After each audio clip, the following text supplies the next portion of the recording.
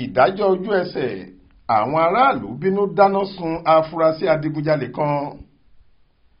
Títí di àsìkò tá ń kóròyìn yìí jọ, kò sẹ́ni tó mọ orúkọ géńdékùnrin kan tí wọ́n dáná sun fẹ̀sùn ìdigunjalè lọ́jọ́ Ẹtì Friday ọjọ́ 15 oṣù kẹta ọdún 2024 yìí lágbègbè Ipa Road nílùú Uyo nípínlẹ̀ Akwa Ibom.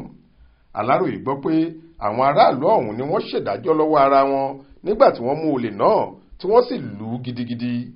Ẹnu lílù ọ̀hún ni wọ́n wà táwọn kan fi lọ gbé epo bẹtiróòlù wá tí wọ́n sì dà sí i lára, wọ́n kíná bọ̀ wọ́n sì ju afurasí adigunjalè náà dèrú. Gbogbo bí olè ọ̀hún ṣe ń japoró ikú làwọn aráàlú ọ̀hún lẹ̀ lóko tí àwọn kan sì tún da epo sí i lára kó lè jóná dáadáa.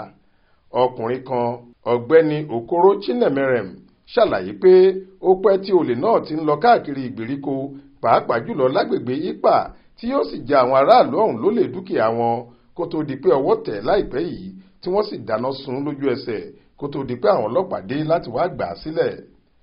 Iléeṣẹ́ ọlọ́pàá agbègbè náà ti láwọn máa tó bẹ̀rẹ̀ ìwádìí nípa ìṣẹ̀lẹ̀ ọ̀hún táwọn sì máa jábọ̀ fáwọn aráàlú láìpẹ́.